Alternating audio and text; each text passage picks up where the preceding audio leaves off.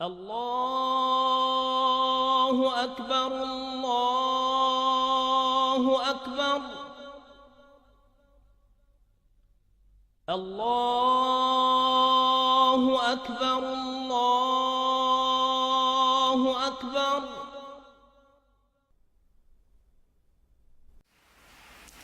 I wish to say finally, as I've said many times before, that this is not a war with Islam. It angers me, as it angers the vast majority of Muslims, to hear bin Laden and his associates described as Islamic terrorists. They are terrorists, pure and simple. Islam is a peaceful and tolerant religion, and the acts of these people are wholly contrary to the teachings of the Quran.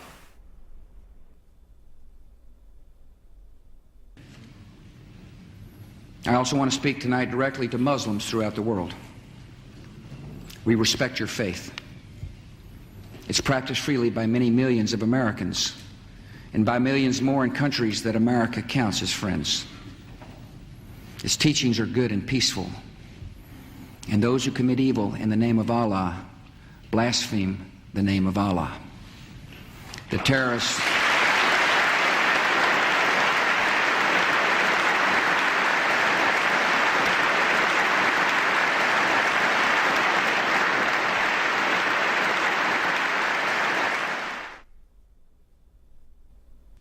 I want you to understand, I want the world to understand that our actions today were not aimed against Islam. The faith of hundreds of millions of good, peace-loving people all around the world, including the United States. No religion condones the murder of innocent men, women, and children. But our actions were aimed at fanatics and killers who wrap murder in the cloak of righteousness, and in so doing, profane the great religion in whose name they claim to act. My name is Ken Bigley from Liverpool and Bolton district. I'm here in Iraq, and I think this is possibly my last chance to speak to somebody who will listen from you.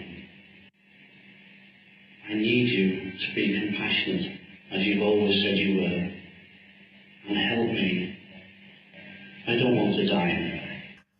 حتى نراك طليقة مرتاحة وسنبقى نذبح الكفرة حتى نراك عدت إلى أمك وأبيك أو زوجك وبنيك والله أكبر والعزة لله. الله أكبر.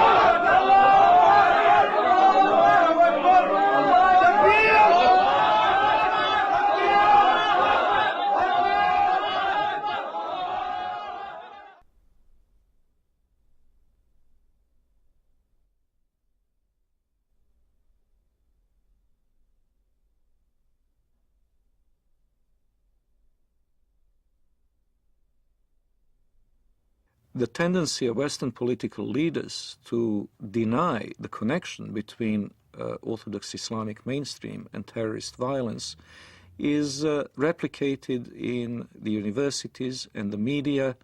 Wherever you look, both in Western Europe and in North America, the members of the elite class have this tendency to proclaim Islam, some mysterious, authentic Islam, to be peaceful and to be tolerant, and those Muslims prone to violence are proclaimed to be non-representative fringe. Well, I would really appreciate if people who make such claims could then explain the continuity of violence from the earliest day of Islam, from the earliest days of the Prophet and his immediate successors throughout the 13 centuries of recorded history. The real burning question in the world today is, does Islam and Islamic civilization actually sanction the violence that we're seeing being perpetrated in its name around the world? And to that we have to answer, if we're going to be honest about it, an unqualified yes. The Islamic sources, the Islamic texts, starting with the Quran, but not limited to the Quran, the Islamic texts including the Hadith, Islamic tradition, Islamic theology, Islamic law, the traditions of the interpretation of the Quran throughout history and Islamic history itself all bear witness to the fact that Islam has a developed doctrine, theology, and law that mandates violence against unbelievers.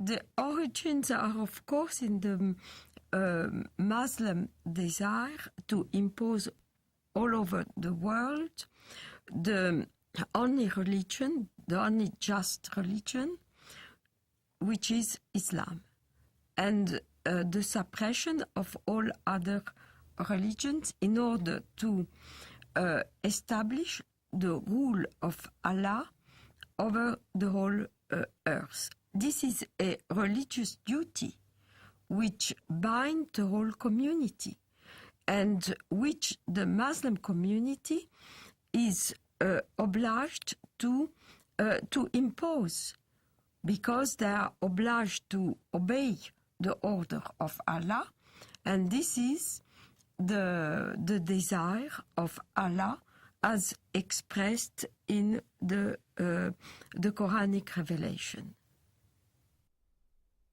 I believe that those terrorists that want to do harm to others are applying the true Islam that was practiced by Muhammad and his followers in the early stage of Islam.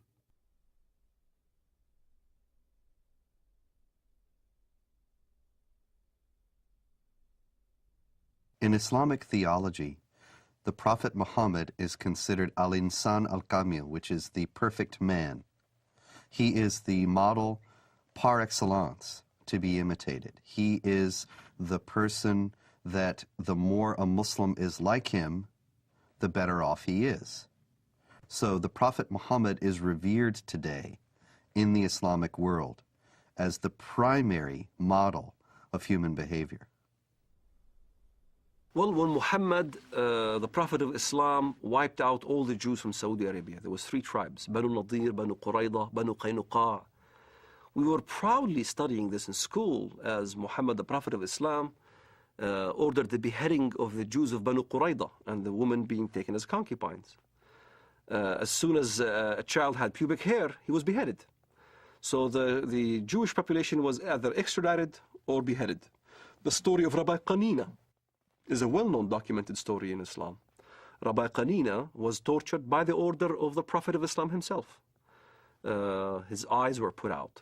He was burned in order to confess where the Jewish tribes were hiding their goods, their gold and their silver and all those kind of things.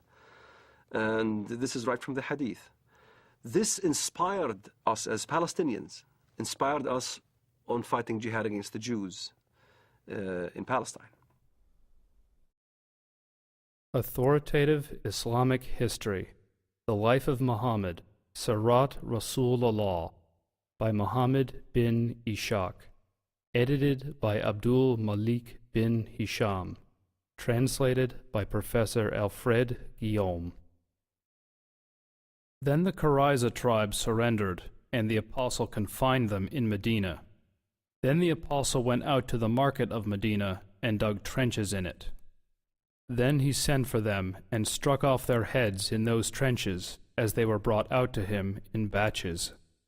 There were 600 or 700 in all, though some put the figure as high as 800 or 900.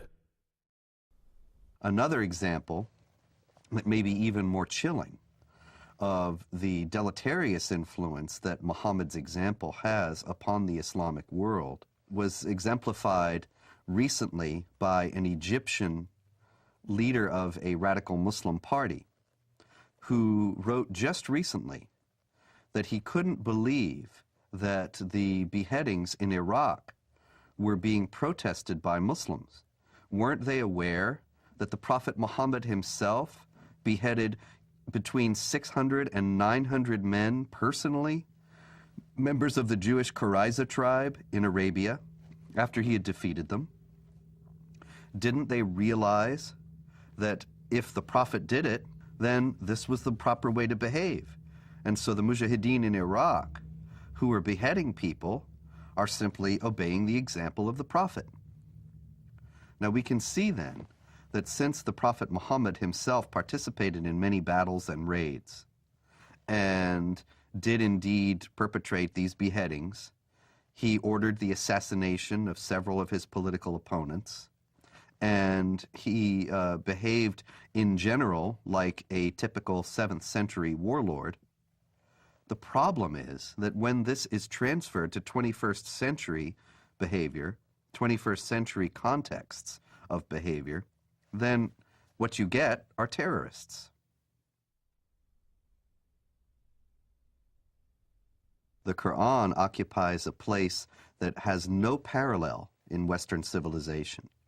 The Quran is considered by Muslims and by traditional Islamic theology to be dictated word for word by God himself, by Allah himself, through the angel Gabriel to the Prophet Muhammad.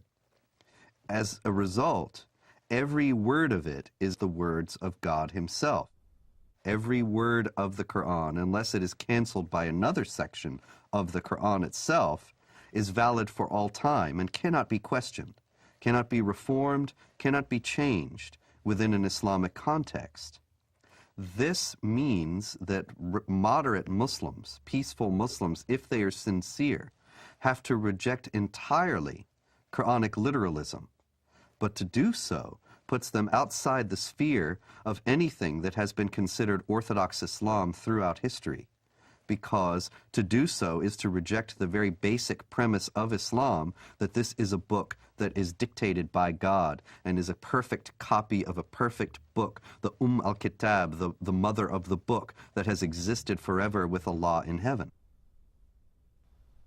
The Noble Quran, translated with parenthetical notes by Dr. Muhammad Taqi-ud-Din al-Hilali and Dr. Muhammad Muhsin Khan.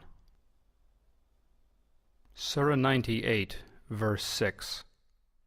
Verily, those who disbelieve in the religion of Islam, the Quran and Prophet Muhammad, from among the people of the Scripture, Jews and Christians, and al-Mushrikun, other disbelievers, will abide in the fire of hell. They are the worst of creatures.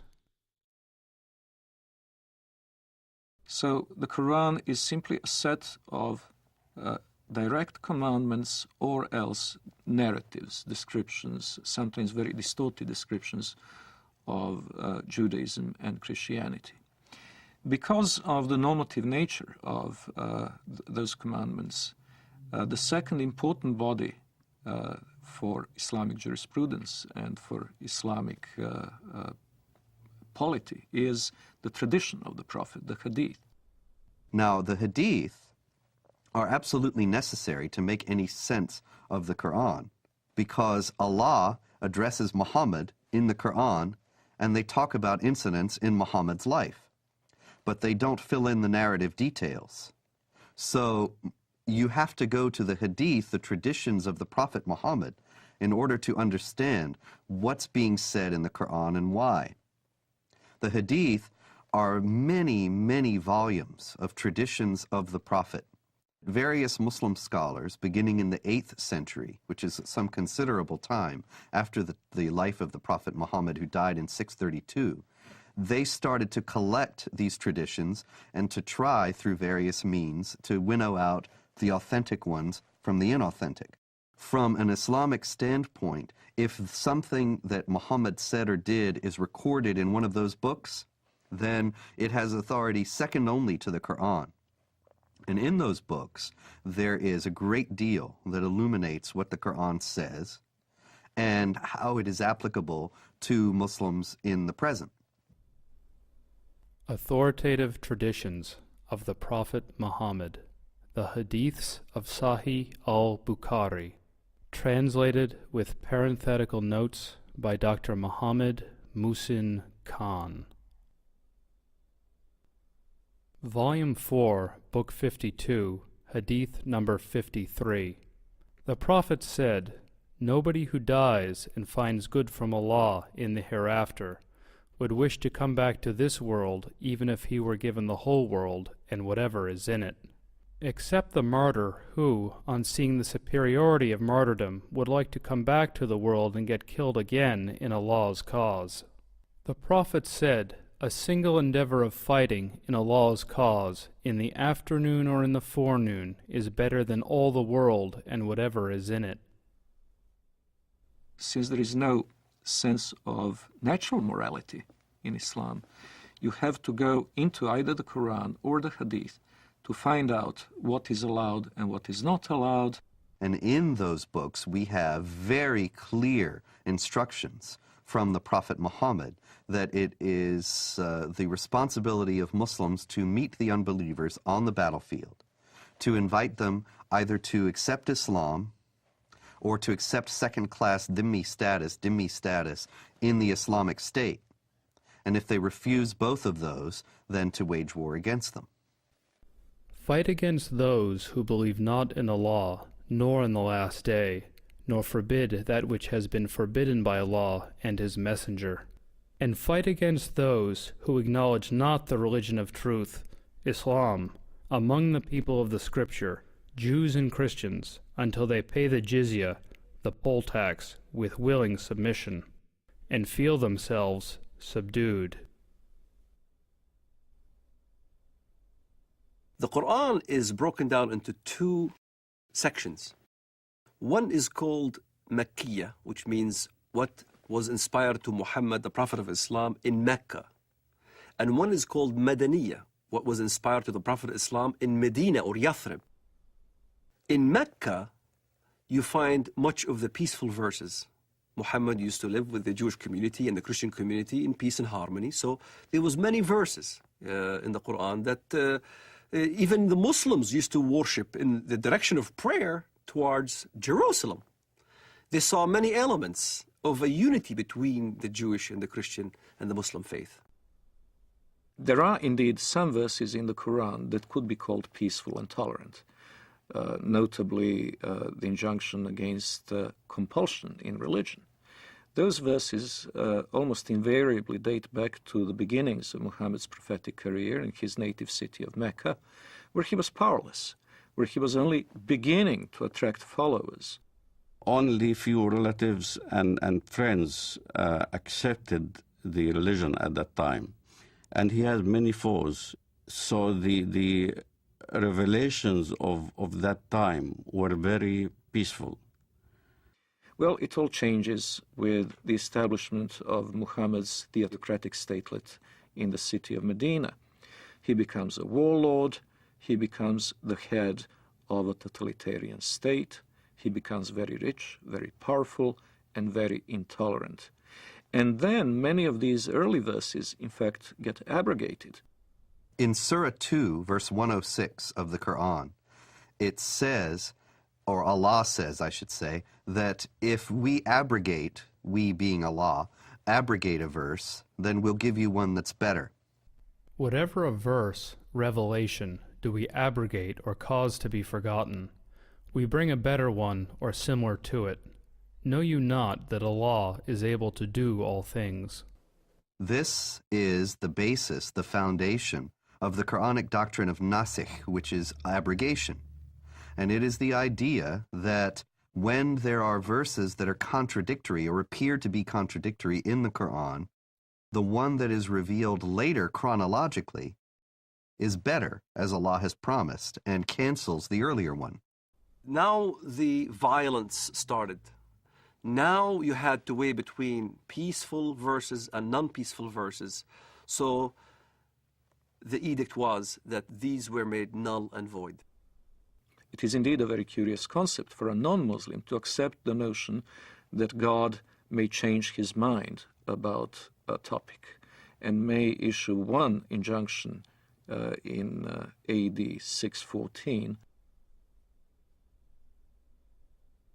and then a very different one in AD 627.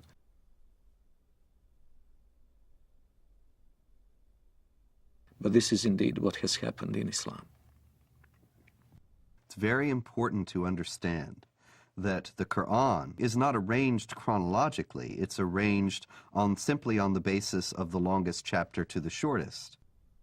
And so you will find in the book itself some of these more tolerant verses at a later point in the book than the very intolerant ones advocating violence and subjugation of infidels. But that doesn't mean they came into being later on. Quite the contrary. If there is ever a contradiction between two injunctions, the ones that came later on in Medina are the ones that retain their validity, and the early ones from Mecca have been abrogated. The peaceful verses became mansukha, means made null and void, with verses like the verses of the sword. Traditional Islamic theology has it that the 9th chapter of the Quran, Surah 9, is the last revealed in the career of the Prophet. And it is the only one that doesn't begin with Bismillah ar-Rahman ar-Rahim, in the name of Allah, the Compassionate, the Merciful. Some have said that that's because there's no compassion or mercy in this particular chapter, and that it is the Quran's last word on jihad, and in particular on how Muslims should behave toward unbelievers. In it is the celebrated verse of the sword. And what does the verse of the sword say? It's very clear. That when the forbidden months are over, kill the people of the book wherever you find them. Lay siege for them, lay wait for them, lay ambush for them. Kill them wherever you find them. In fact, I converted to Christianity. Muhammad clearly stated that in the ends of days, there will be many who defect from the faith. Kill them when you see them, wherever you find them. So, this is the question that the West needs to understand. What part of kill don't they understand?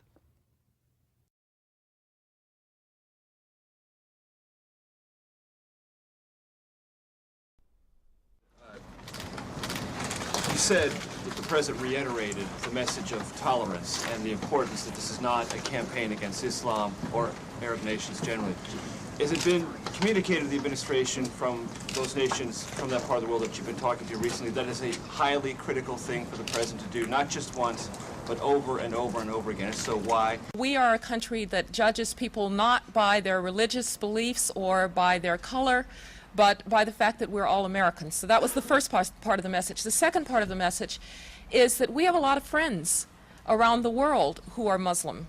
We have countries that are long friends of the United States who are of the Islamic faith, and the President wanted to be very clear that this is not a war of, quote, civilizations, that this is not a war against Islam. This is a war against people who in many ways pervert what Islam stands for. Islam stands for peace and stands for nonviolence, and he wanted to make that very, very clear. Yeah, sure. Islam and Islamic civilization are unique in their stance toward non-believers, and that Islam is the only religion in the world that has a developed doctrine, theology, and law that mandates violence against unbelievers.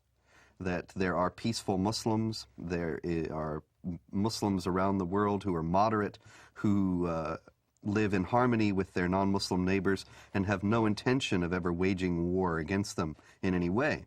But the fact is that they have a very slim justification for their own peacefulness within the Islamic sources themselves. And they are only at peace with their neighbors insofar as they are either ignorant of what Islam teaches about how Muslims should behave toward unbelievers, or they have explicitly rejected, consciously rejected, those elements of Islam. There are, in short, peaceful and moderate Muslims, but no peaceful and moderate Islam. The idea that Islam is a religion of peace, however, is paradoxically enough held even by the most violent and radical of Muslims. Sayyid Qutb, the Egyptian Muslim theorist, whose writings are revered by radical Muslims today, by terrorists today, he wrote and insisted that Islam is a religion of peace. When you study his writings, it becomes clear that he meant that Islam is dedicated to establishing the hegemony of Islamic law over the world. When that hegemony is established, peace will reign in the world. Therefore, Islam is a religion of peace. But the problem is the peaceful Muslims don't understand the edicts that comes out of the jurisprudence of Islam. If you look at the interpretation of these verses in Al-Azhar University, in the Islamic Sharia schools in Jerusalem, in Jordan, in Syria, and Damascus, all throughout the Middle East, the jurisprudence of Islam clearly state, emphatically, that the verse of the sword made null and void all the peaceful verses. And what does the verse of the sword say? Then when the sacred months have passed, then kill the mushrikun, unbelievers, wherever you find them, and capture them and besiege them, and prepare for them each and every ambush. But if they repent and perform as-salat, the Islamic prayers, and give zakat, alms, then leave their way free. Verily, Allah is oft-forgiving, most merciful. Kill them when you see them, wherever you find them. This is not an allegoric kill. It's a literal kill. It's the killing of Zarqawi right in front of the camera. It's the lynching that you see in Ramallah. It's the killing of over 1 million Sudanese in Sudan, cutting the hands and the feet from opposite sides. And here's the dilemma. The peaceful verse, even the peaceful verse that is quoted, even by Bush, the verse goes as follows. Whoever kills a life without just cause or for doing mischief in the land, then as he killed the entire earth. You'll find the same verse in the Judeo-biblical tradition.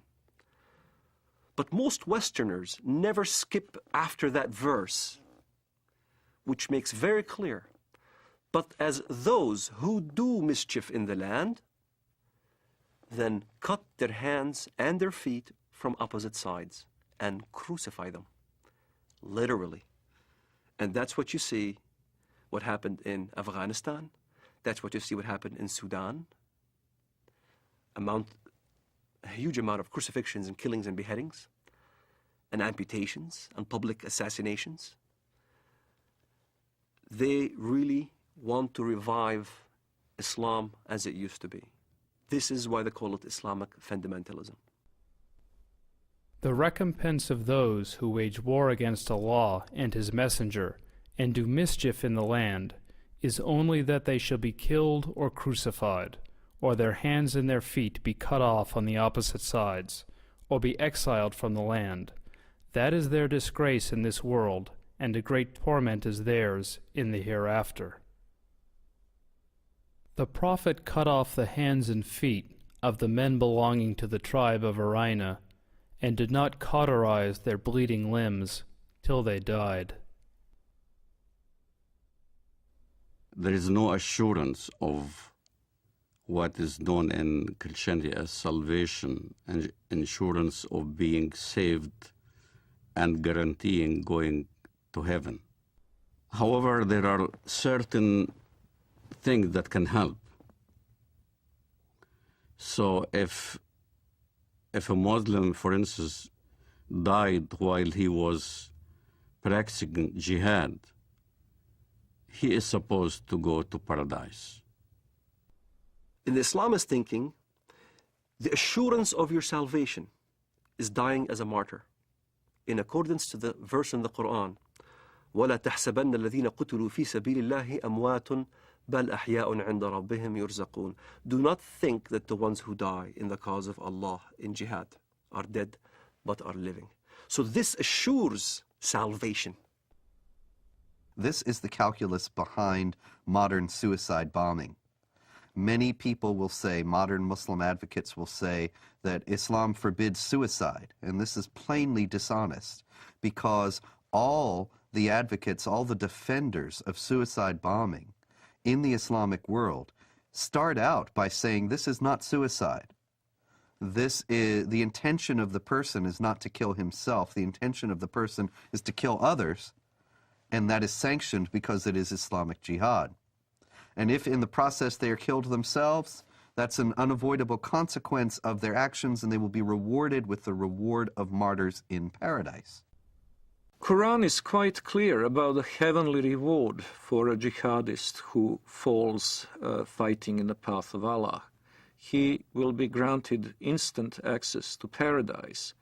And a Muslim paradise is an extremely sensual one.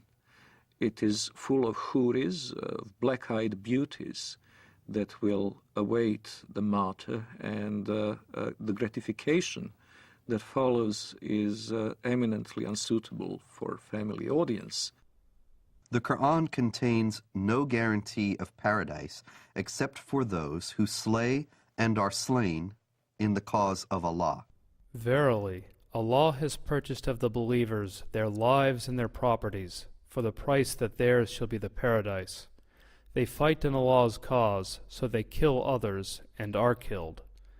Then rejoice in the bargain which you have concluded. That is the supreme success. In other words, the guarantee of paradise is for people who are killed while they are killing, to establish the hegemony of Allah or Islamic law in the world. Jihad in Islam can be spiritual or physical.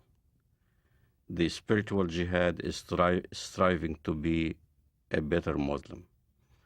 But also there is a physical part of jihad that you cannot take it away from Islam. Jihad in Islam means struggle. That's what the literal meaning of the word, struggle.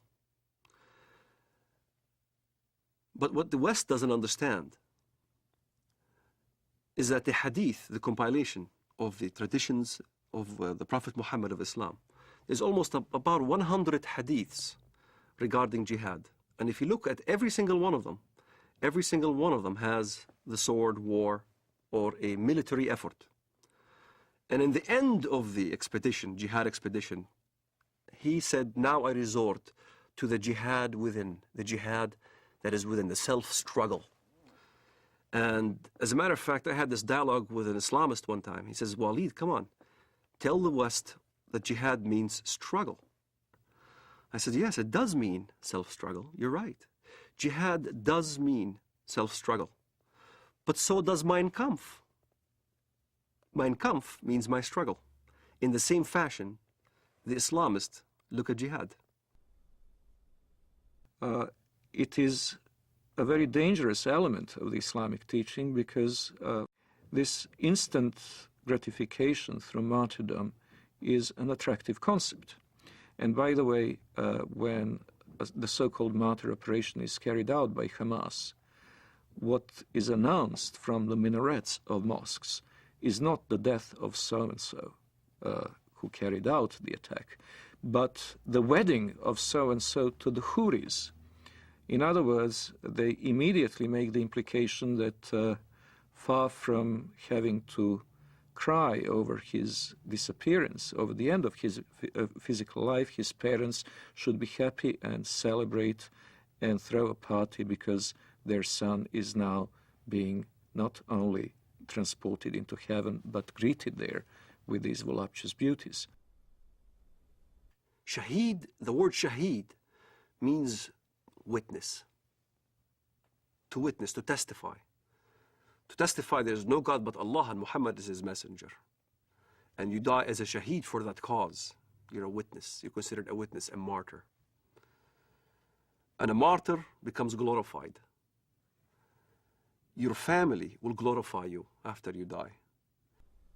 To a Muslim fundamentalist living in the Middle East, I had to be initiated. I had to basically either kill my first Jew or destroy my first Zionist infrastructure. I had to prove, beyond shadow of a doubt, that I was worthy.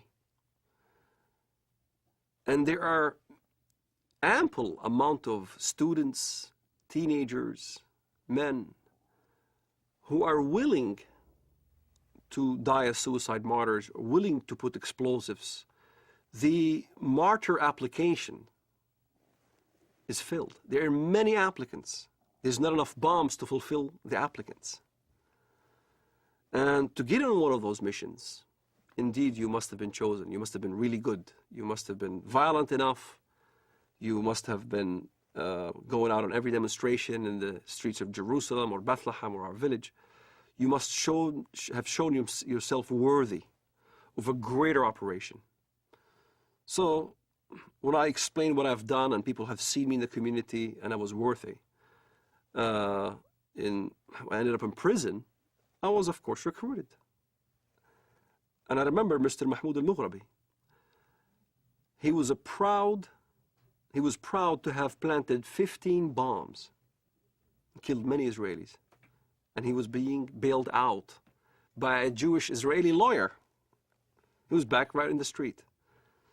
So you find your bomb maker and you apply. You say, look, I want to join. I want to do my first martyr operation, planning a bomb or whatever. And you need connection. So I found my connection. I rendezvoused with this guy in Jerusalem, in Shara' Bab al-Wad. And he built this explosive charge with a timer and a loaf of bread. And I had to smuggle it from the Temple Mount under the auspices of Al-Waqf department.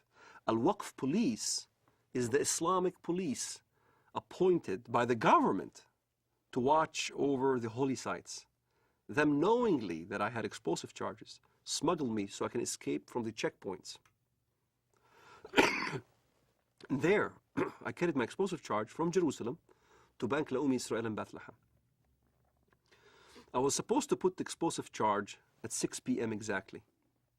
I was supposed to have this explosive charge in my hands at 6 p.m. exactly. 5 to 6, I saw some Arab children running around, and I didn't want to kill any Arabs. So I decided to place the explosive charge on the roof. I tossed it on the roof. At 6 p.m. it went off, and there was this big explosion. I looked behind me, I see this thick black smoke coming out of the building. And I started running. That's the moment I first got a glimpse of the reality of killing. I thought people have died. And I remember I didn't sleep for 3 days, constantly worried that I've killed somebody. Even terrorists have a reality check that you kill or you're about to die. You can sense it. This is why in Israel, the nature of finding out a terrorist suicide bomber is to look at their eyes. They'll have these glossy eyes. They're sweating profusely. They're not paying attention because in their mind, they're about to go. And you weigh the reality of what, now you're going to die. And many times I've been in this situation where I had thought that I was going to get killed, shooting back and forth as we stoned at the Israelis and they shoot back at us and things like that. I was face to face with death. When you think in your mind you're going to die, you struggle between the requirements of your Islamic upbringing and between the reality that you value your life. And at some point, one has to outweigh the other. And for a Muslim fundamentalist, we always chose death. We always chose the suicide. My cousin died on his way to Ben Yehuda Street, and he got killed. He died. I had people, relatives die, and fighting the Israelis. And as I look at it now, I think, what a waste. What a waste of life.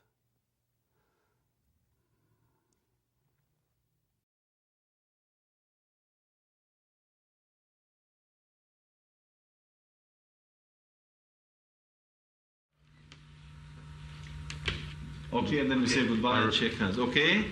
Are you ready, John? Okay, running. I'm running too. Okay, well, above Afghanistan. So in other words, you want to change.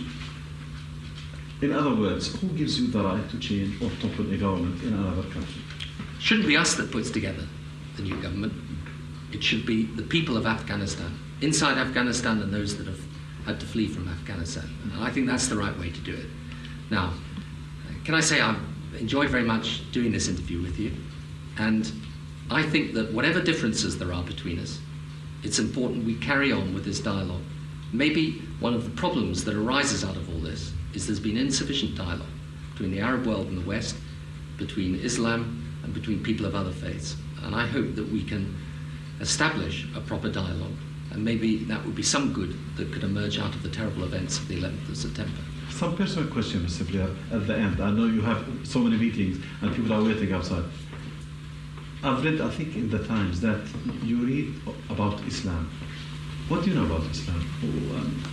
Well, I do not in any shape or form pretend to be an expert, but I do read the What message. do you read? What interests you?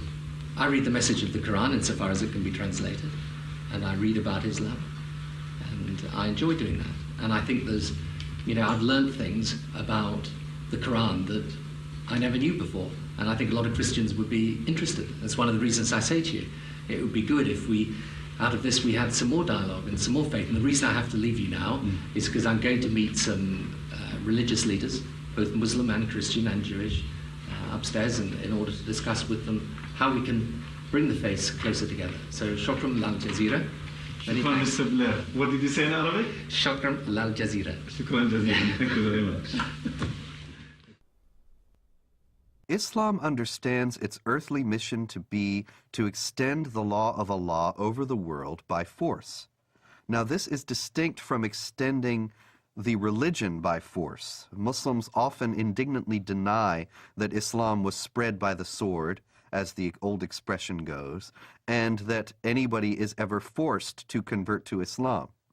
Now, of course, forced conversions are a constant hallmark of Islamic history, but they are technically forbidden by Islamic law. Now, the idea in Islam is that Muslims must wage war to establish the hegemony of Islamic law. Not everybody will be forced to become Muslim, but the non-Muslims will be relegated to second-class status. They will not be able to live in the society as equals to the Muslims. And it is the responsibility of Muslims around the world to fight to institute that kind of society. While we were in the mosque, the Prophet came out and said, "Let us go to the Jews." We went out till we reached Bait al-Madras. He said to them, "If you embrace Islam, you will be safe. You should know that the earth belongs to Allah and His Apostle, and I want to expel you from this land. So if anyone amongst you owns some property, he is permitted to sell it. Otherwise you should know that the earth belongs to Allah and His Apostle."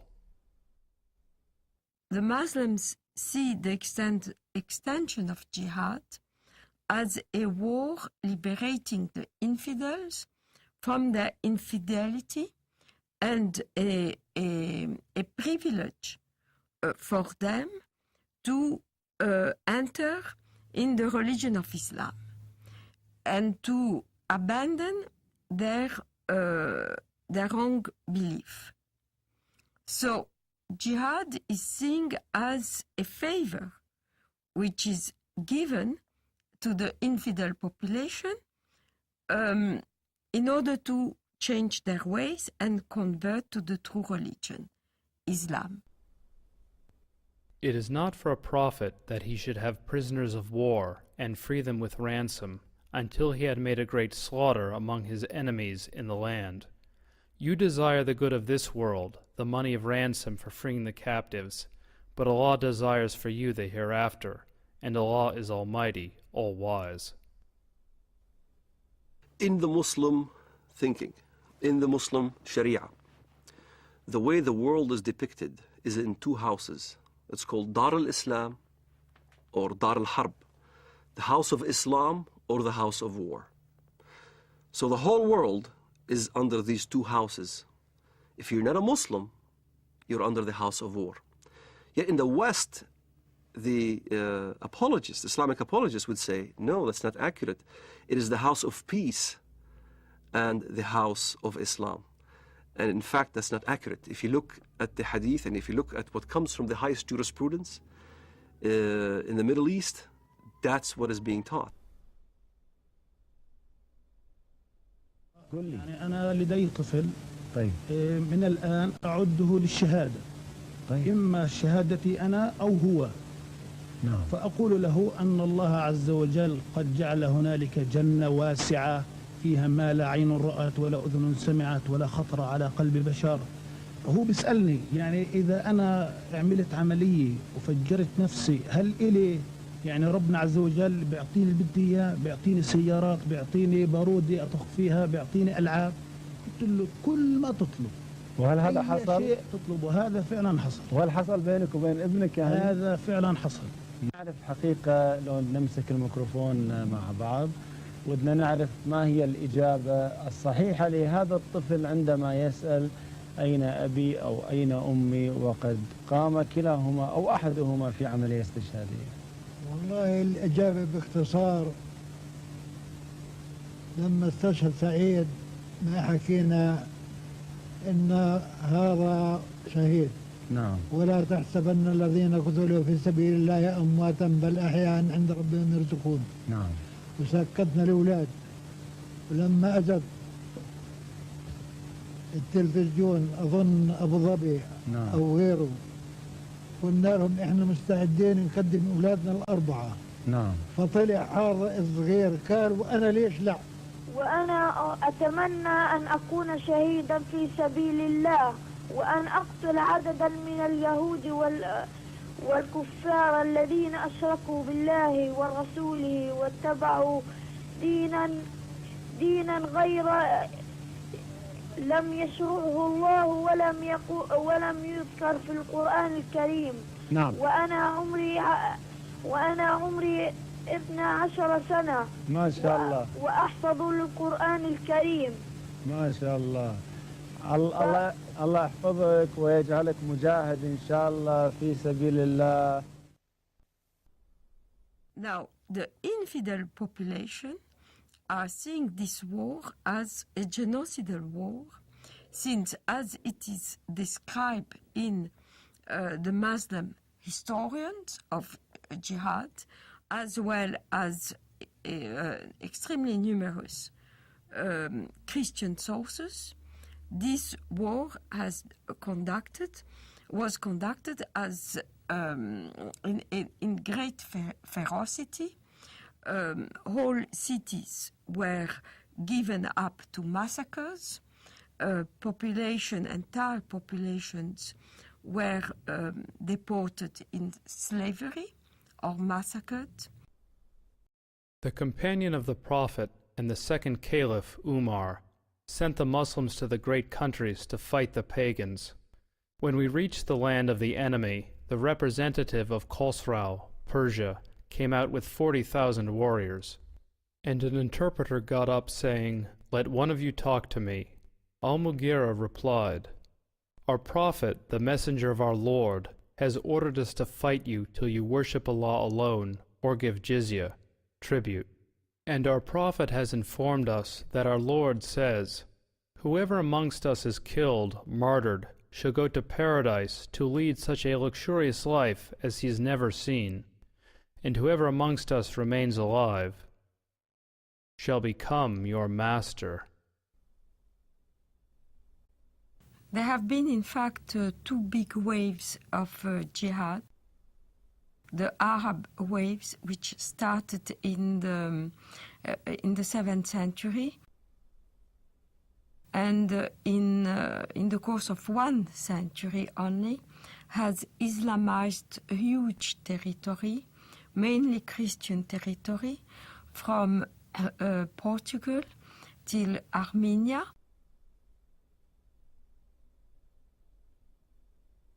But also Islamized Persia, which was not Christian, mainly Zoroastrian, except for Iraq, which was mainly Christian in the north and Jewish and Christian in the south. The second wave of Islamization started in the 11th century with the Turkish tribes.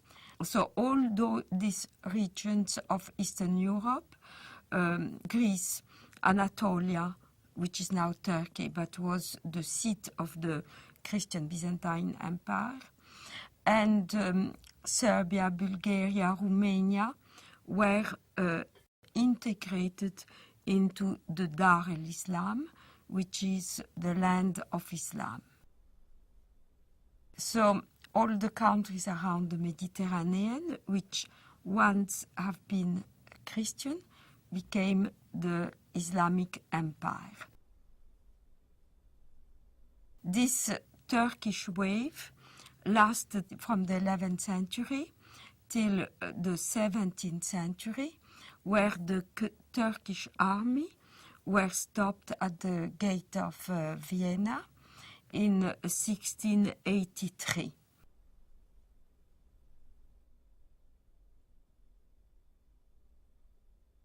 The Crusades are not understood in Muslim world today very differently to the way they are understood in the Western academia and in the discourse of the Western elite class.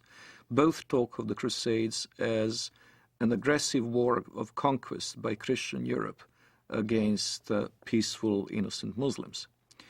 One may ask, however, what were those Muslims doing in the Holy Land in the first place? Well, what happened is that Muhammad and his successors waged a series of wars of conquest, and in one such onslaught, in the 4th decade of the 7th century, the Holy Land, Palestine, Israel, was conquered by Muslims.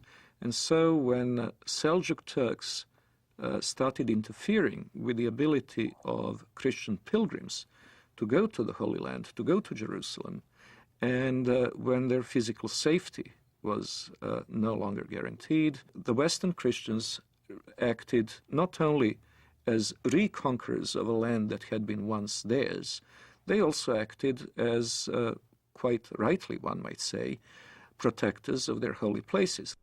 Now, a defensive war in the case of the Muslims is even a war of conquest because they're obligated to spread Islam.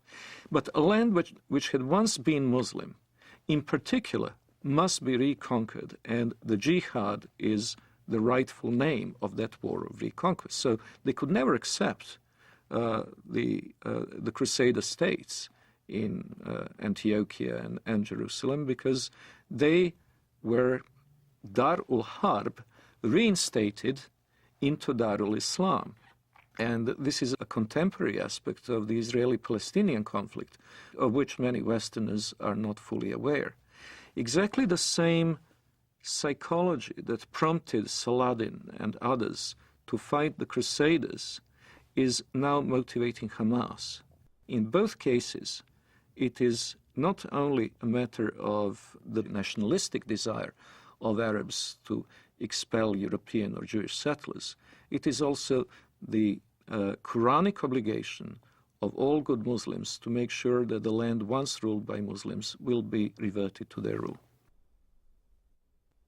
From the British historian Hilaire Belloc's The Great Heresies, 1938.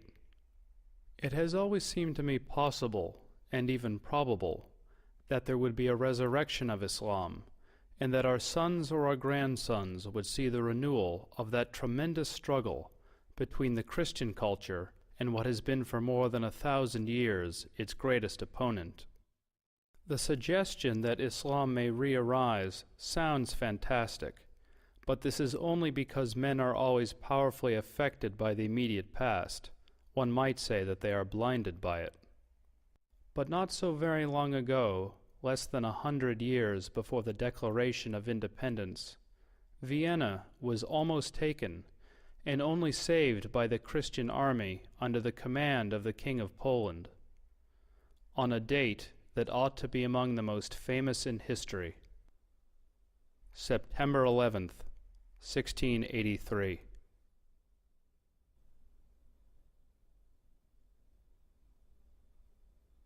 On September 11th, 1683, the siege of Vienna was broken. That was the high point of Islamic jihad expansion into Europe. After that, Islam went into decline, and the Islamic world was colonized and in a drastically weakened state. It seems very likely, almost certain as far as I'm concerned, that Osama bin Laden chose September 11th in 2001 to signal that the decline of the Islamic world was over and that the jihadists were back and were going to pick up where they left off in Vienna in 1683.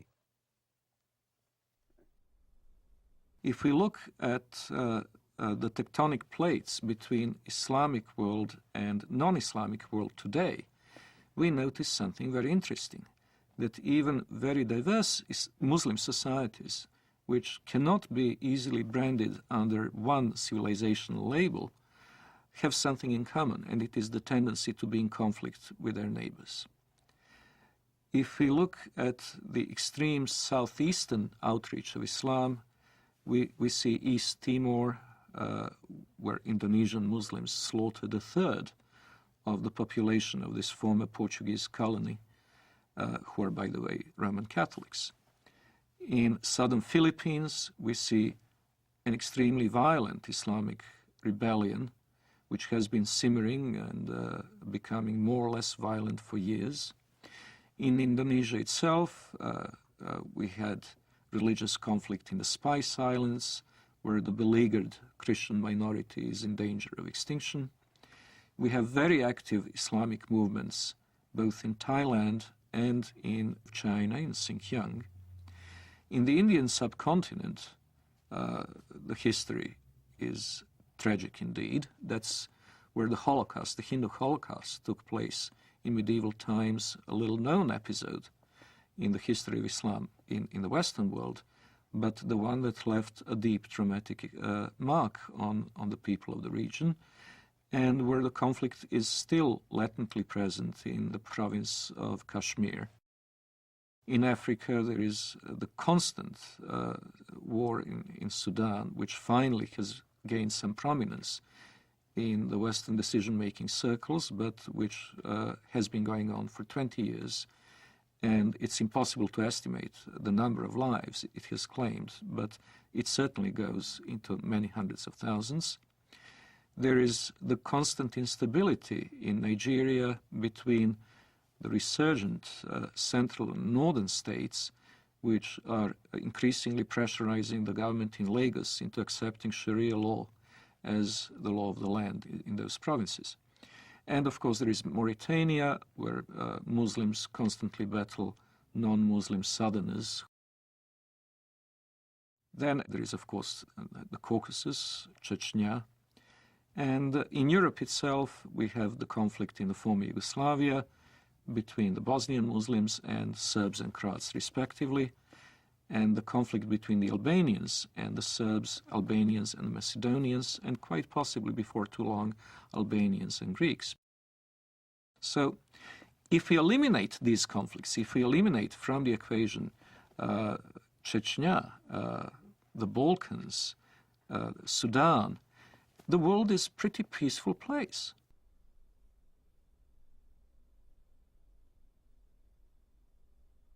If we eliminate from the terrorist equation, terrorist acts carried out by the Muslims over the past 5 years, we would come to realize that the war on terror is unnecessary because terror is not a very big problem.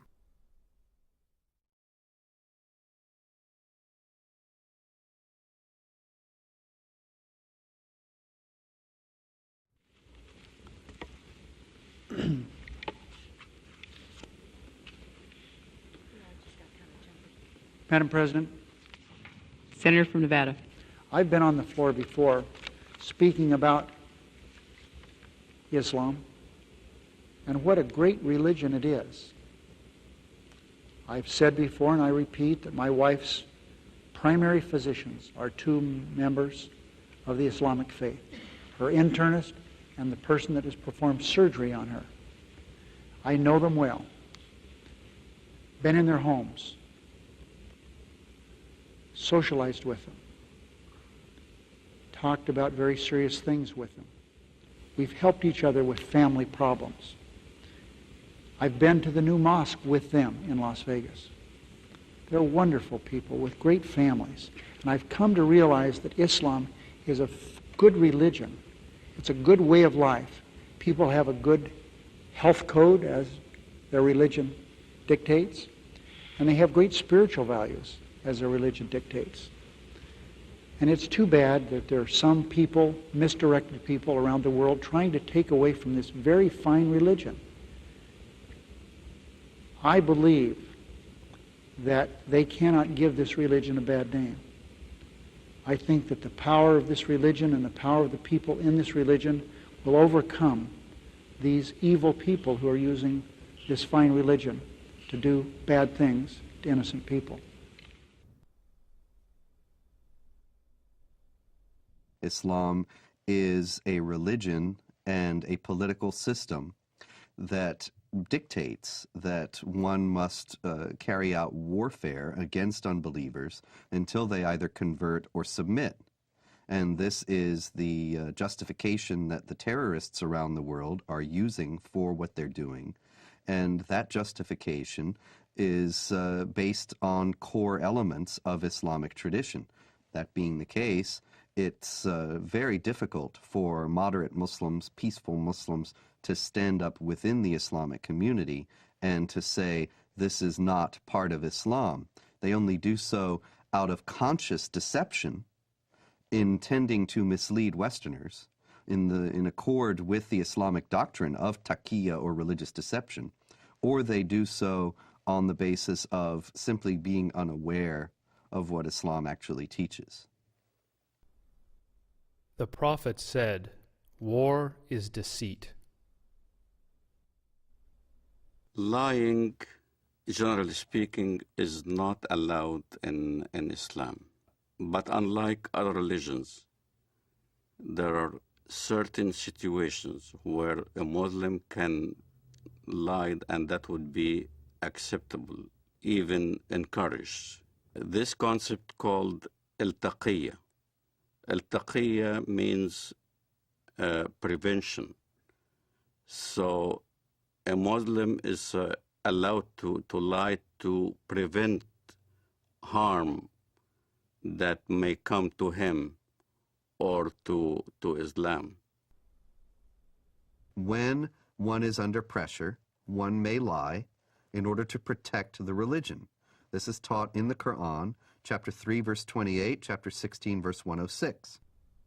There are certain provisions for lying. So a Muslim can lie for the cause of Islam, can lie to keep peace in his family, so he can lie to his wife. A Muslim can lie to his fellow Muslim to keep peace in the society. Muhammad himself ordered people to lie. When people that he ordered to go and kill somebody, they told him, we cannot kill him unless we lie to that person. He said, okay, fine, lie. The apostle said, "Who will rid me of Ibn al-Ashraf?" Muhammad bin Maslama, brother of the Bani Abdullah Shal, said, "I will deal with him for you, O apostle of God. I will kill him." The apostle said, "Do so if you can." He said, "O apostle of God, we shall have to tell lies." The apostle answered, "Say what you like, for you are free in the matter."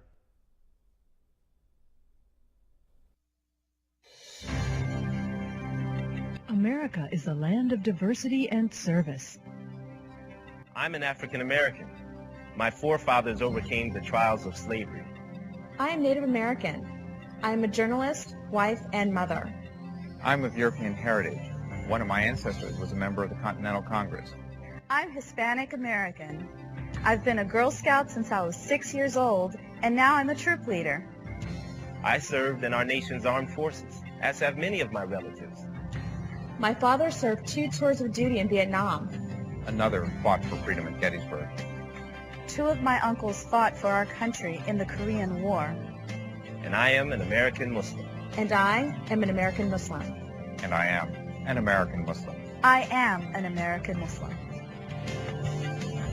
Muslims are part of the fabric of this great country and are working to build a better America. The spokesmen for Islam in the Western world know how to play the game. They know how to present their cause in the way that is not only regarded as acceptable by the societal mainstream, but also reasonable and even, one might say, just. They will appeal to democratic institutions and their human rights, in the full knowledge that given the power to do so, they would abolish those institutions and deny those rights to others. The Prophet said, "By Allah and Allah willing, if I take an oath and later find something else that is better than that, then I do what is better and expiate my oath." When I used to be working as a translator at the Loop College in Chicago, the fundraising for jihad movements, for the PLO at that time, we would do the translation for the announcements or the flyers that we hand out or we put on the walls of the college. And I remember the Arabic would be basically the facts. Bring your friends. We were intending to raise funds to support our jihad brothers in Lebanon, whether they're fighting in southern Lebanon against Israel or whatever. And then comes the English part. In the English part, it'd be the standard. We will be conducting a Middle Eastern cultural party. You're welcome. We will be serving lamb and baklava. So the West doesn't understand, as when we get together as a group, our conversations are different. As soon as a Westerner would come into the scene, then the whole conversation changes. It becomes palatable to a Western mind. When I used to go to work, let's say, during the Gulf War, I used to go to work at an American company. And everybody would be hovering around a TV set as soon as there's a Scud missile hitting Riyadh or something like that. And everybody will be distraught, unhappy if a Scud lands in the American camp. And I will be standing there right amongst the American employees. Oh, that's too bad, you know. Oh, that's too bad. I'm sorry that, you know, we had loss of life. And out of frustration from having to keep the truth of what I really felt, I would roll down the window on the freeway going home and scream as loud as I can, Allahu Akbar, Allah is great. Allahu Akbar, because this is the chantation you do when the enemy is killed, when you win. So if it was a victorious day for the Iraqis, when they land a Scud missile, it will be Allahu Akbar on the freeway. I know nobody could hear me now. And when I went to my apartment home, the rest of the apartment complex were also Arabs from the Middle East. We'd get together in my apartment, watch the Gulf War, and we'd be praising Allah every time there was some incident where Americans got killed. But it wasn't the same face that we put on when we were in an American environment. In an American environment, you played different scenario. You acted as you are on their side. So there's this whole facade that is hidden from the West of how Muslim fundamentalists who want to propagate jihad in America can act publicly. Is what we are witnessing today a clash of civilizations? We asked that of noted Palestinian scholar and professor of English and comparative literature at Columbia University, Dr. Edward Said. No, I don't think so. And I think the whole thesis is a bit of a false one, because in the first place, civilizations are not, you know, little packages that are kind of completely detached from each other. They're all connected in one way or another. And, you know, so-called Western civilization has many elements of Islamic and Confucian and Latin American and Russian, all the things that... The basis of and prophet of this new version of Islam as a religion of peace and tolerance was Edward Said, who established in all universities and in academia this Islamic vision of peace. On this basis, the whole history of dhimmitude and jihad disappeared. Edward Said, who in his book Orientalism posited that criticism of the Islamic world on the part of Westerners was racist and imperialist. It is spread in order to make political points, to accustom Westerners to the idea that Muslims are here to stay in the United States and that they must not be questioned in terms of their loyalty to the secular framework of Western society, of the United States and of Europe as well. that they must not be questioned in this, despite Islam's historical, political character, because Islam is a religion of peace.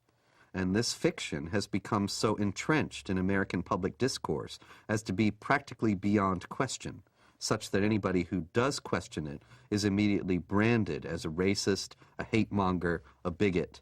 And this is a very effective tool in a country where racism is the cardinal sin above all, to silence any effective debate about the continuing attachment of Muslim immigrants to Sharia law and their intentions toward the secular systems in which they now reside.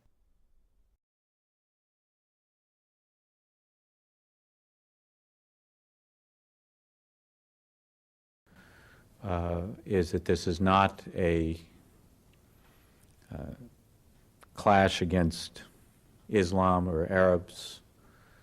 This is about freedom, not culture. It's about working with Islamic governments who want to move forward into the modern world, working with Islamic governments who see their face as the face of peace, and working against the violence and the terror and the people who would seek to hold back the world and would seek to disrupt peace and freedom for others. And so that is what it's about for us. The true faith of Islam, we believe, is a religion of peace, and we intend to work with them in that regard. The true faith of Islam, we believe, is a religion of peace. Islam has to be known as more than a religion. The idea that Islam is a spiritual religion like, for instance, Christianity, is completely incorrect. It would be incorrect to describe Islam as primarily, let alone solely, a religion. Since its early beginning in Muhammad's lifetime, it has also been a geopolitical project and a system of government, a political ideology, if you will. Islam from its beginnings was both a religion and a system of government. For example, the Islamic calendar doesn't base year one from the time that Muhammad was born or the time that Muhammad received his first revelation from God, which I think are both what Westerners might expect, but from the time that Muhammad became the leader of an army and the head of state in Medina. This is the beginning of the Islamic calendar because in the Islamic understanding, Islam is a political and social system as well as an individual faith. In Islam, the separation between temporal, secular, and religious power is not only impossible, it is heretical. Only in the complete blending of all aspects of human activity and all aspects of political and legal functions of the state can we have the caliphate, the properly organized state that is pleasing to Allah. When Westerners think of religion, whether it's Islam, Christianity, Judaism, Hinduism, and all the isms in the world, Westerners think that it's a personal issue. A Buddhist will go to the temple and peacefully worship whatever he does, meditates, contemplates. A Jew goes to a synagogue and does his mitzvot, his good deeds. A Muslim goes to the mosque, pays zakat, alms, or go to the pilgrim al-Hajj in Mecca, or a Christian goes to church on Sunday. They think it's a personal issue, that religion is a personal issue. So when they look at Islam, they compare Islam with the way they understand religions, and that's the first mistake. Islam is not a religion for personal use. Islam is Sharia law. Islam is a form of government to the world first, then to a personal application. It is not just how you pray or whether you pray towards Mecca. It's how you dress. You dress in Arab culture. You speak Arabic. You can't go to heaven unless you pray in Arabic. You can't read the Quran in English and expect to get good deeds to go to heaven. You read the Quran in Arabic. it becomes an imperialistic system that everybody now must speak Arabic, think Arabic, practice the religion in Arabic. It's a form of law, not just in how you eat, but how you get married, how you deal with your government, how you deal with your military, how you deal with the youth, how you deal with women. Every aspect of your life becomes Islam. Everything is Islam. The Jews brought to the prophet a man and a woman from amongst them who had committed adultery. The prophet ordered both of them to be stoned to death near the place of offering the funeral prayers beside the mosque. The prophet wrote the marriage contract with Aisha while she was 6 years old, and consummated his marriage with her while she was 9 years old, and she remained with him for 9 years, till his death. In no way is Islamic Sharia, Islamic government, compatible with Western understandings of human rights and freedom of conscience.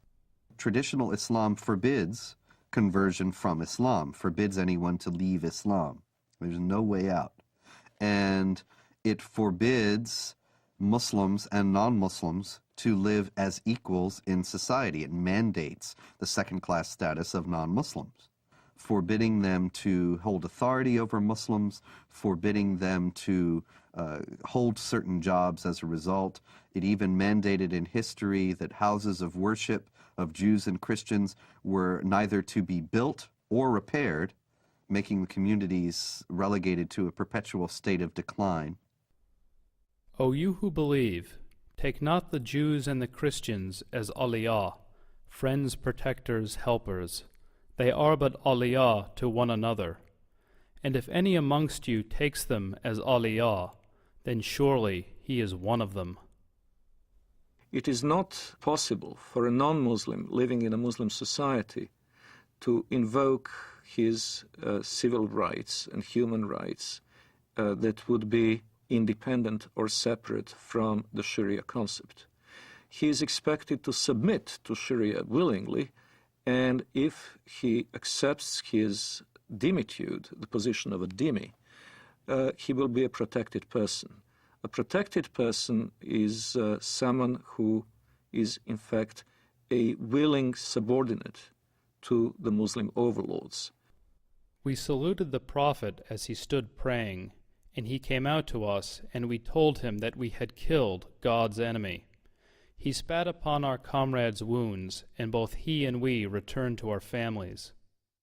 Our attack upon God's enemy cast terror among the Jews, and there was no Jew in Medina who did not fear for his life. The hadith very clearly says, the hadith, which is what Muhammad said, I have been ordered to fight until everyone says that there is no God but Allah, and Muhammad is the messenger of Allah. So this is how Islam spread to North Africa. This is how Islam spread all the way to Indonesia. This is how Islam spread in the Middle East. Syria was not a Muslim country. Lebanon was not Muslim. Saudi Arabia even was a mixed multitude. All throughout the Middle East, that's how Islam spread, was by the sword. This is why you don't see any synagogues in Saudi Arabia. You don't see any churches in Saudi Arabia. Christianity virtually is non-existent. Even in my village in Bethlehem, Muslims are taken over. There's only 20% left of the Christian population. In Lebanon, Christian Lebanese are moving by the droves. Hezbollah there is very active. Lebanon used to be a Christian nation. Now, all of a sudden, it's being Islamized. So Islam is moving.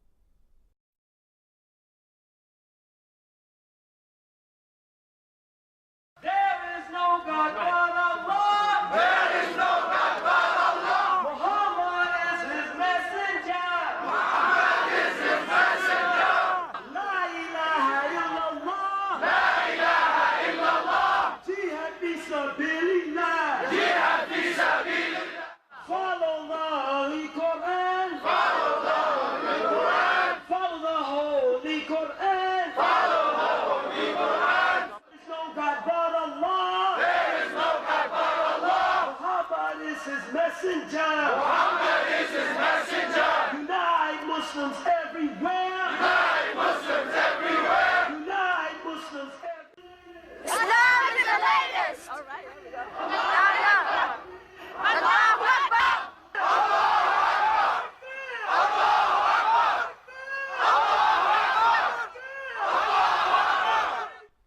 Muslims who come to the United States and come to Western Europe with an idea that Sharia is the law of Allah, they look upon our freedom of religion, and they look upon the fact that non-Muslims are in power in the United States and in Western Europe, making laws, and making laws not on the basis of the law of Allah, but on the basis of consensus and free elections.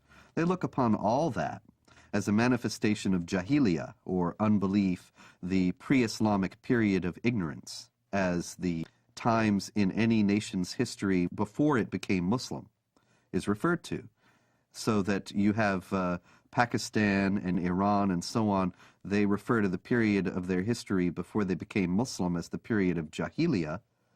They also will consider the United States and Western Europe to be in periods of jahiliyyah today. And many Muslims coming into the United States and Western Europe will work to establish Islamic states here on the basis of the idea that the secular state and the state based on elections has no legitimacy. And you don't have elections about the law of Allah. You simply obey what God says.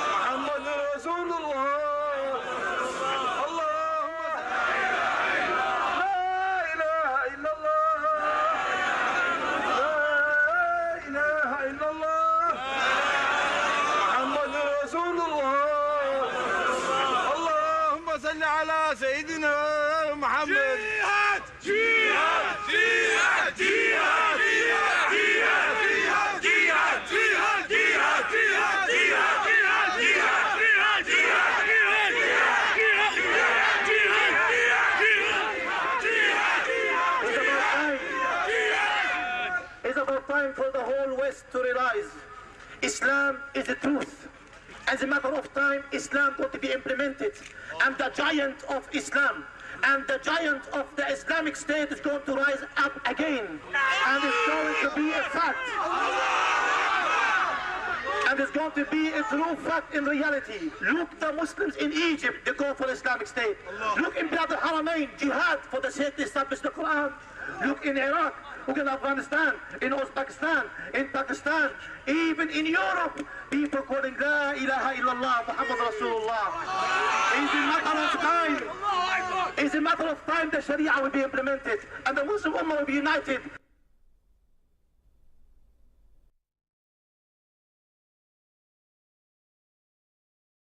The most important thing that the West needs to know about Islam today is that it has a political character, and that it is not simply a religion, but it is a religion or a belief system that mandates warfare against unbelievers for the purpose of establishing a societal model that is absolutely incompatible with Western society.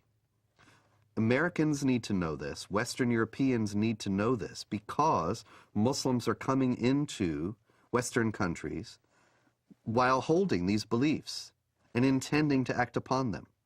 They are the motivations behind modern terrorist activity, and they are the goals of millions of Muslims in the United States and around the world. We need to know this so that we can protect ourselves. But unfortunately, because of political correctness and because of media and general government unwillingness to face the sources of Islamic terrorism, these things remain largely unknown. Islamic fundamentalism is a sleeper cell in America. A good point, a good case in point, is the story of Saladin. Saladin is a great hero in Islam. Saladin was the one who defeated the Crusades.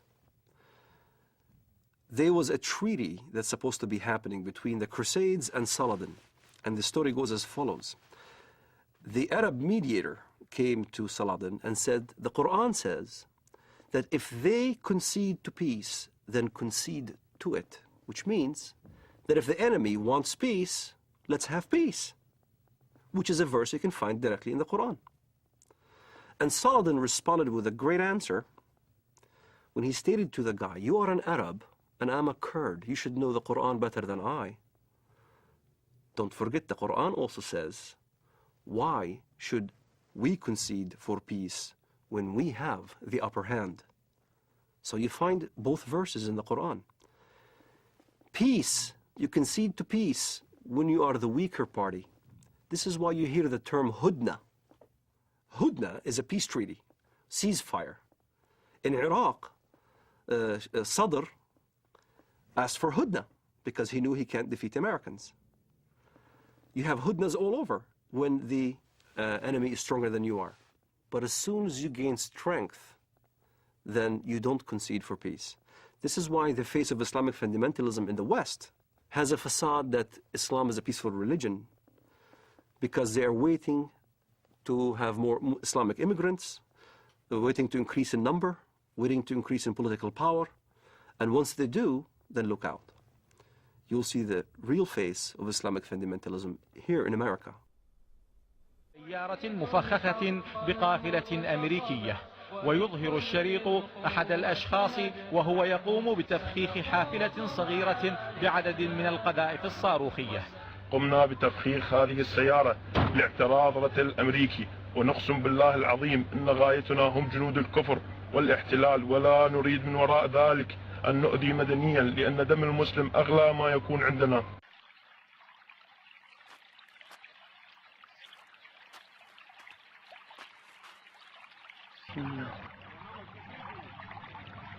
الله أكبر الله أكبر الله أكبر الله أكبر الله أكبر.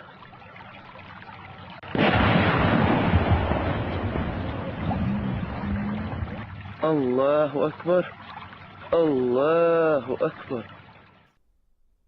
It's unfortunate, but there is no negotiating with the jihadists.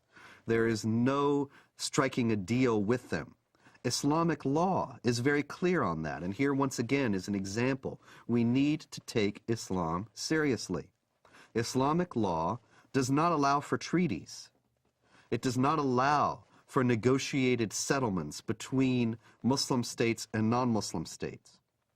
All it allows for is a temporary period of up to 10 years of hudna, or what is commonly translated as truce, to allow the Islamic forces to gather their strength. But that's not the same as peace as we know it. That's not the same as the absence of a state of war. That's only a temporary lull in a war that the jihadists consider has gone on for 14 centuries and are willing to fight for 14 more. So when you meet in fight, jihad in Allah's cause, those who disbelieve, smite at their necks, till when you have killed and wounded many of them, then bind a bond firmly on them, take them as captives.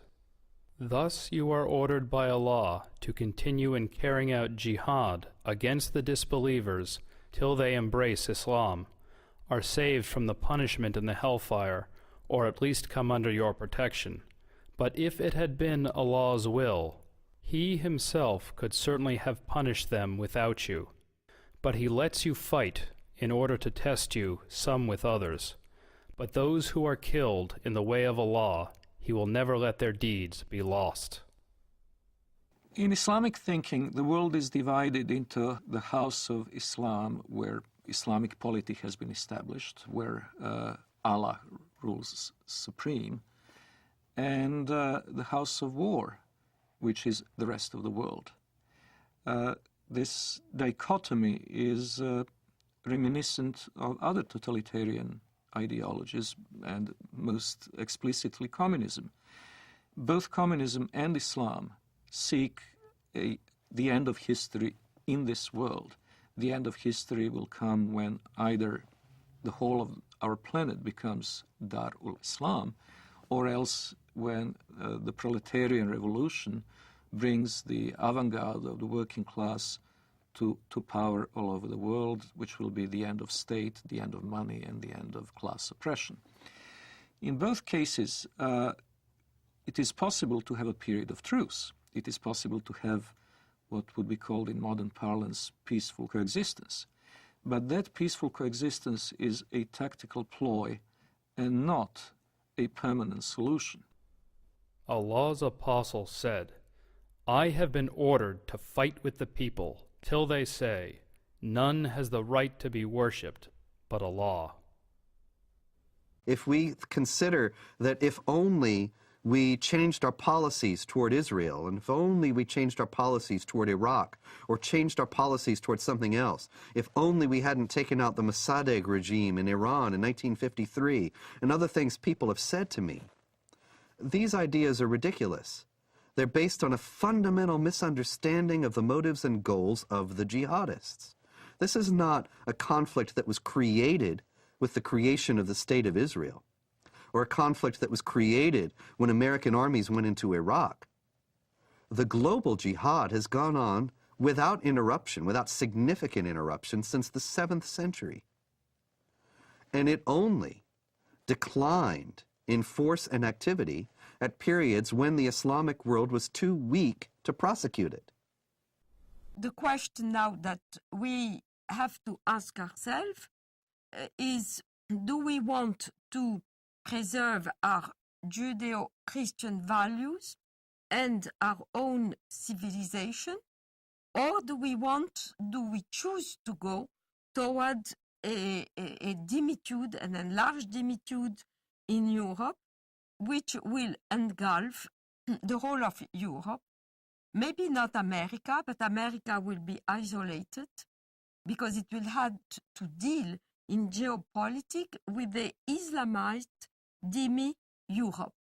And these are problems that have to be taken into consideration by Europeans themselves in choosing their identity and their future, freedom or dimitude, and by Americans also. In order to defend itself against the onslaught of global jihad, which is coming in the century ahead, I have no doubt of that, the West would need to redefine itself and to say what exactly is the geographic and cultural space to be defended, and in the name of what. Defending it in the name of a tepid, lukewarm ideology of multiculturalism is impossible. Multiculturalism and postmodern liberalism are not worthy dying for. They're not something that can inspire people to do what their ancestors had done at Poitiers and at the walls of Vienna in 1683. What global jihad has on its side is simple-minded commitment of millions of people to not only spread the faith, but also better themselves at the expense of the infidel, in the first instance through immigration, and later on, if necessary, by other means. What the West needs to understand about Islam is that Islam has the potential of replacing the dangers that we just kind of did away with, Nazism and communism. Like Nazism and like communism, Islamism, the end justifies the means. There is no respect for national borders, and the whole ideology is to promote their way of thinking and promote their way of life throughout the entire world. That's what's being taught in the Middle East.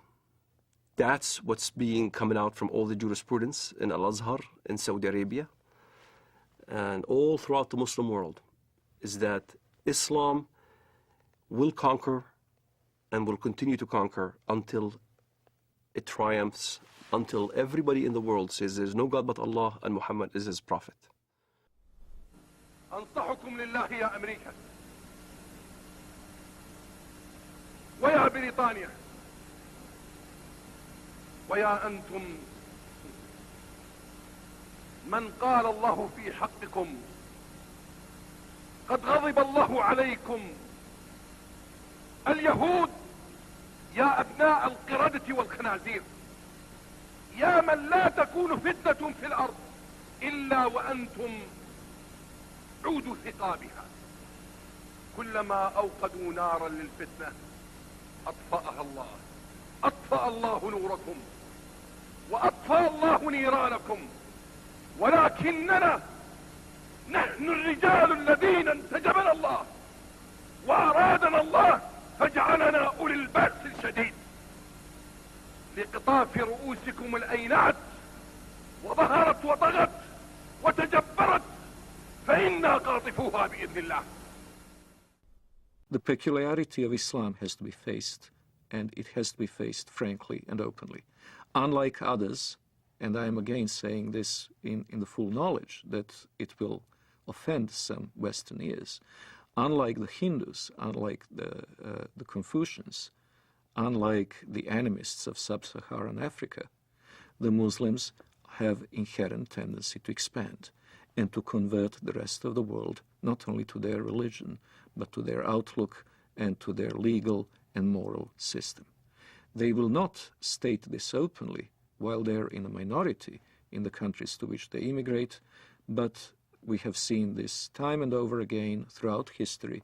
Once they reach the numbers necessary to impose their will, they will do so. وسيعلم، والله لا أريد أذكر اسمه في هذا المنبر، الأمريكان ورئيسهم والبريطانيين ومن والاهم والصهاينة ربيبة ومصنع الكيان. الله أكبر، لو أذن الله لنا يا أمة محمد سيقول حتى الحجر يا مسلم هذا يهودي خلفي تعال واقطع رأسه. ونحن نقطعها، والله لا نقطعها أيها اليهود. الله أكبر، الله أكبر، الله أكبر. الجهاد في سبيل الله، الجهاد في سبيل الله، الجهاد في سبيل الله، النصرة لله. الله أكبر، الله أكبر يا أمة القرآن، الله أكبر يا أمة القرآن. الله أكبر، الله أكبر عليكم، الله أكبر والنصرة للمؤمنين، الله أكبر والنصرة للمؤمنين، الله أكبر والنصر للعراقيين، الله أكبر والنصر لنا بإذن الله، الله أكبر والنصر لنا. Miracles do happen. I do not know if it is another, maybe even deadlier terrorist attack that will act as a catalyst, or whether it will be a geopolitical confrontation in the Middle East itself, with Israel perhaps at serious peril.